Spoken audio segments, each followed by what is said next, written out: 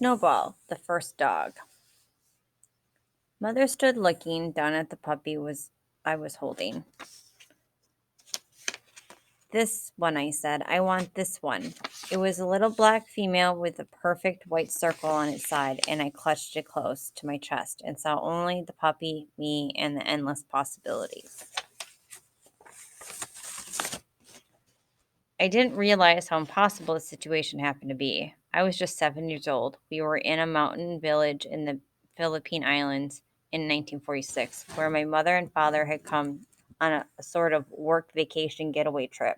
My father was in the army there, and mother and I had taken a troop ship from San Francisco to be with him. The dog represented a problem in more ways than one. We lived in strictly controlled base housing, such as it was, and mother wasn't sure if dogs were allowed. But that was just for openers. The village we were visiting raised dogs for food. I had just, to my utter 7-year-old horror, watched them strangle a dog for cooking. I grabbed the puppy thinking only to save it, but it was so cute that I immediately loved it and would not let it go. I had never had a dog before, but there was absolutely no doubt in my mind that this dog was meant for me. The village headman who owned the dog was not eager to give it away and had reached to pull it back. Mother, who had been dickering over some cravings carvings she wanted to buy, had seen the man reach for me and had come over like a tigress, ready to attack him, only to find that I would not let the puppy go. This one, I said again. I want to save this one. Save? Mother asked. They eat them, I said. Dogs? I nodded. I want to save this one and take it home. She looked from me to the headman, back to me, then nodded and turned back to the headman. How much? He stood mute. How many pesos for the puppy? He understood that, and they started to haggle over the price. My mother loved it and was in her element. I knew I'd won when she finally nodded, handed the headman some money, and motioned to the jeep where my father and our bodyguard waited. I do not remember much of the drive back down to the base. I sat in the back next to the bodyguard, a sergeant who had just fought through the Second World War and was completely bored with me, the puppy, and life, and cuddled the dog. The jeep was open with the top down, and conversation was nearly impossible at highway speed. But as we neared the base, father slowed down, and mother turned to me and smiled. What are you naming her? I pointed at the white circle on the pup's side. Snowball. She nodded. Perfect. And so we became friends, Snowball and I, and more than friends. And it was a very strange time in my life. I was only 7 and found myself dropped into a world that was in many ways insane. My mother and father were caught up in the whirl of being an officer and officer's wife, involved in some way with the civilian government. This, coupled with the fact that they were getting a good start on their drinking careers, meant that I almost never saw them, and when I did, they were usually not sober. We had a servant named Ram, a young Filipino man who took care of me when he could, but he had a family of his own, and I was left alone much of the time, or left alone with Snowball. The Philippines had been ravaged by the war, and much of the lands were still in ruins. The people had been devastated, buildings bombed and blown to pieces, whole tracts of land pitted and scarred by battle. It was impossible to walk anywhere without stepping on empty cartridge cases or seeing some part of an exploded shell or mine. There were burned out tanks and trucks everywhere.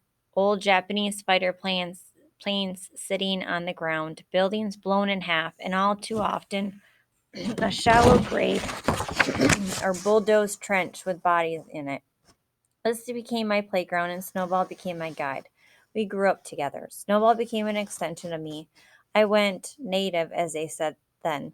I wore army shorts that were miles too big for me, an old army belt holding them up, no shirt, no cap.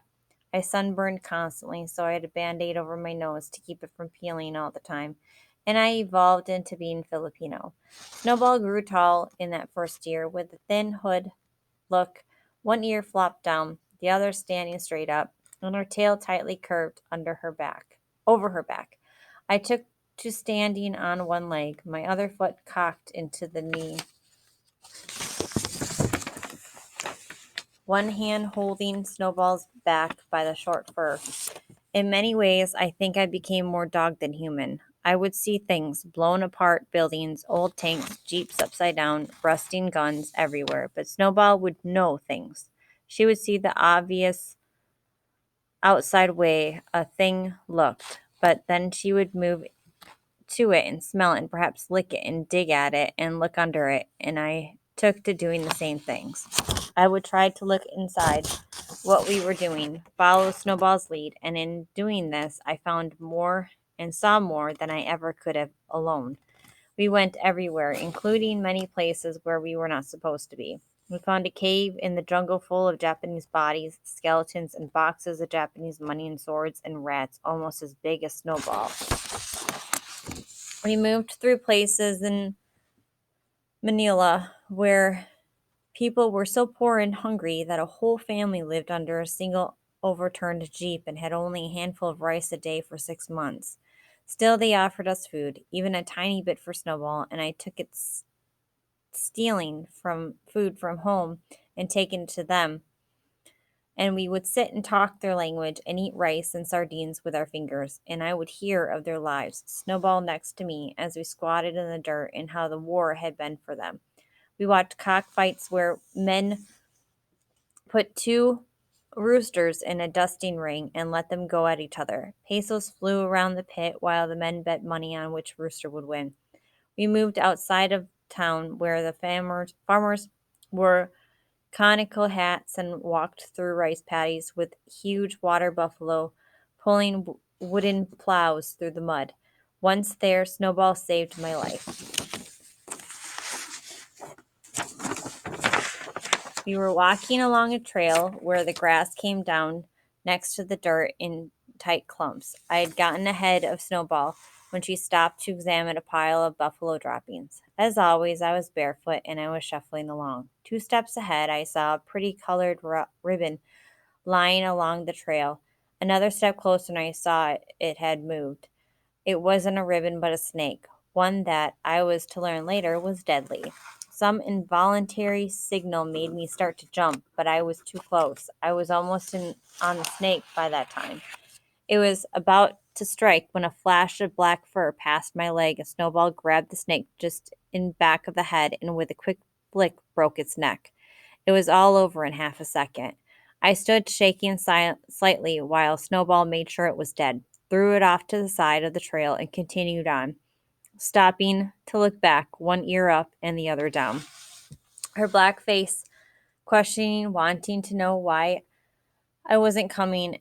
At last, I regained some control and followed her. We were in the Philippines 2.5 years, and I can't think of a day I spent without Snowball next to me. In many ways, she became a kind of parent, watching out for me. When I slept, she would crawl up beneath the mosquito netting at the foot of the bed and sleep with one part of her touching my foot or leg. The top of her head, her back, a paw, always she slept touching me. And when it came time to go back to the States, I would not agree to go unless and until Mother made arrangements for Snowball to come with us. It made such a fuss that Mother and Father actually went through all the reams of paper it took to bring a dog from the Philippines to the United States. But she did not come. Not 2 weeks before we were due to leave, a military truck swerved and hit her while she was walking next to me. She was killed instantly. I remember standing, not believing she was dead, thinking how nothing would ever be right again, not ever, and how I would always, always miss her, and that is all true. Now, 49 years later, while I write this, I can see her laughing tongue hanging out while she turns to beckon me on. See the white spot on her side, her tail curled tightly over her back as she turns and jauntily heads up the path ahead of me, and I miss her as much as if she just died yesterday. Snowball.